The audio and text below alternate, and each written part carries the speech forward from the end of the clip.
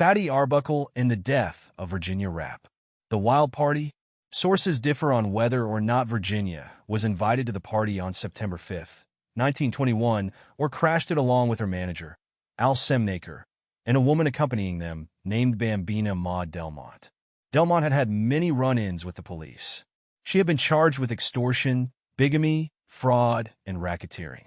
In Frame Up, Edmonds writes that Delmont was a professional correspondent, a woman hired to provide compromising pictures to use in divorce cases or for more unscrupulous purposes such as blackmail. Seeing Rappe and Delmont, Arbuckle is said to have voiced concern. Their bad reputations, he feared, might cause police to raid the party. Several other people attended the party at one point or another. One was a nightgown salesman named Ira Fort Lois who was friends with Fishbach. Actresses Zaye Prevon and Alice Blake also showed up. The party had a lot of catered food and snacks, bootleg booze, and dancing to the music playing on the Victrola. As is usual at such gatherings, there was joking and laughter, flirting and storytelling.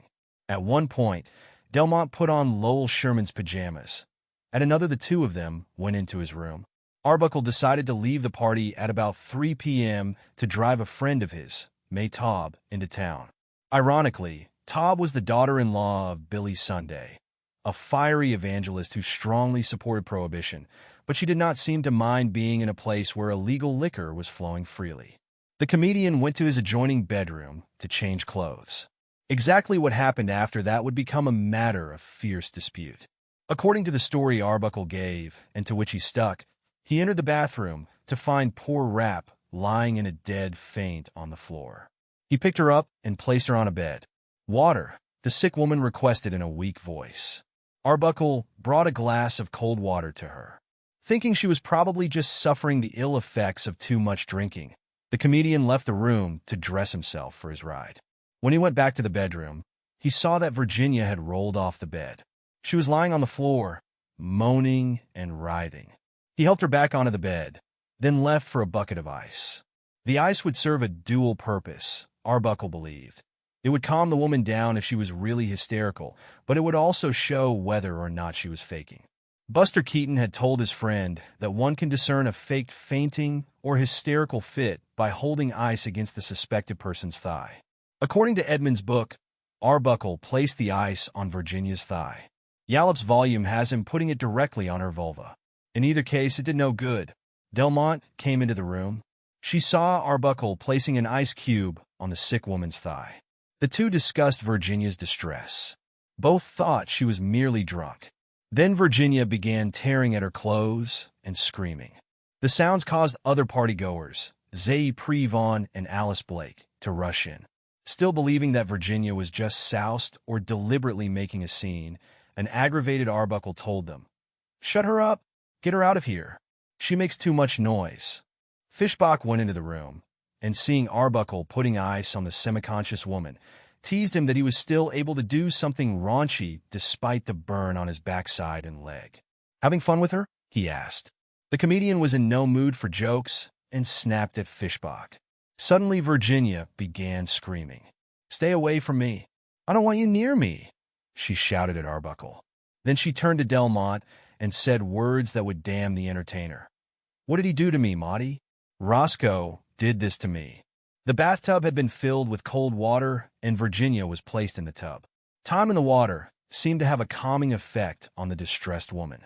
Fishbach and Arbuckle helped her out of it and escorted her to room 1227. Delmont went into the room with them. Arbuckle phoned the hotel manager and hotel doctor. The latter was not available, but another physician, Dr. Olav Carbo, came to the room and took a look at Virginia. His diagnosis was that she was simply drunk. With Virginia lying in bed, the party continued. There was more drinking and dancing and the sort of flirting and acting silly that usually characterizes where alcohol is served. Later, Arbuckle took off for the delayed trip with May Taub. He dropped Taub off at her requested destination. After he returned, the hotel physician, Dr. Arthur Beardsley, arrived to take a look at poor Virginia. He gave her a shot of morphine, and Virginia drifted off to sleep for the night. The next day, Dr. Beardsley again treated Virginia with morphine. He also catheterized her, because Delmont told him the sick woman had not urinated in many hours. Later, Delmont called Dr. Melville Rumwell, a man she knew well enough to call Rummy. When the doctor arrived, Delmont told him, as she had previously told Beardsley, that Virginia took sick after a drunken Roscoe Arbuckle dragged her into a room and raped her, or at least tried to. Rumwell found no evidence of rape, but treated the girl for pain and trouble urinating. Tuesday afternoon, Arbuckle checked out of the hotel. A couple days later, a feverish Virginia Rappe was finally taken to a hospital.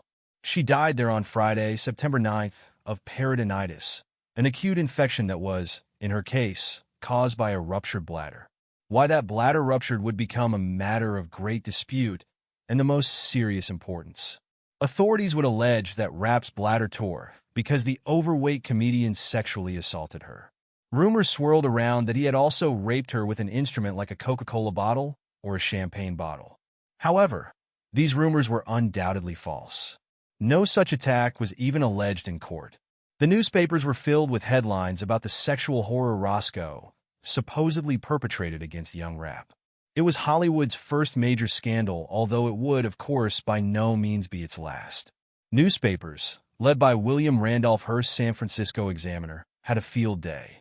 Yellow journalism was at its peak, and readers were regaled with stories about Arbuckle's supposedly debauched private life and his alleged cruelty to the deceased Virginia Rappe. Hearst once bragged to Arbuckle's good friend Buster Keaton that the Examiner had sold more newspapers because of the Arbuckle case than the sinking of the Lusitania. The comedian was bewildered by his dizzying fall from public grace. "I don't understand it," he complained. "One minute I'm the guy everybody loved. The next I'm the guy everybody loves to hate." In the meantime, San Francisco District Attorney Matthew Brady was conducting repeated interviews with Maud Delmont, his prospective star witness. Every time she talked about the events of that terrible night, her story changed.